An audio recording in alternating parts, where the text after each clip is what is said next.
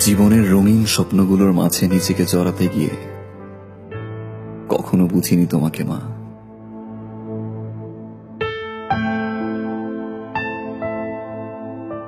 অসুস্থ শরীর নিয়ে নিজের কষ্টগুলোকে চাপা দিয়ে আমার পছন্দের খাবারগুলো রান্না করতে মা, কিন্তু কোনোদিন বুঝতে পারিনি তোমার কষ্টগুলো।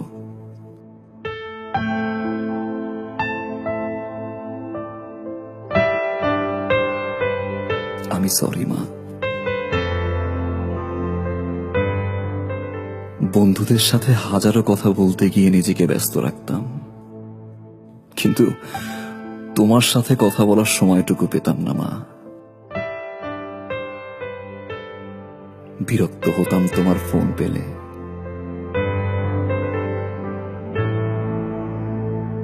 আমি সরি মা। ক্ষণিকের ভালোবাসার পিছে ছুটে তার পছন্দের খাবারগুলো দিয়ে তাকে সারপ্রাইজ দিতে ব্যস্ত থাকতাম। ভুলে যেতাম তুমি কি খাচ্ছ, কার সাথে খাচ্ছ, কিভাবে খাচ্ছ মা। আমি সরি মা। হাজারো মানুষের ভিড়ে নিজেকে জড়িয়ে রাখতাম। তুমি বাবা বাবা বলে বারবার ডাকতে মা। মানুষ হয়েও পশুর মতো আচরণ করতাম মা। তোমার যত্নগুলো অসহ্য লাগতো।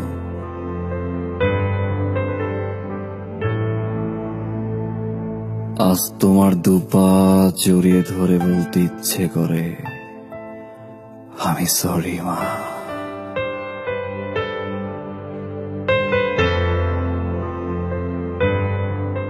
জানো মা, আজ 3 বেলা না খেয়ে থাকলেও কেউ ফোন করে বলে না যে বাবা বাসায় আয় খাবি। সকালবেলা ঘুম থেকে উঠলে মা কেউ আর বলে না যে বাবা তোর পছন্দের খিচুড়ি রান্না করেছি, আয় ওঠ তোর মায়ের সাথে খাবি। জানো মা, গত সপ্তাহে প্রচন্ড জ্বর ছিল। তোমার মতো করে মা মাথায় হাত বুলিয়ে দিয়ে কেউ বলে না বাবা তোর মা তো আছে, সব ঠিক হয়ে যাবে। মা একবার চলে আসো।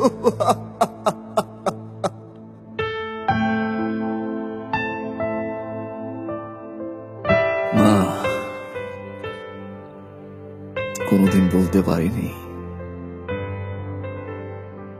আজ একটা বার বলতে চাই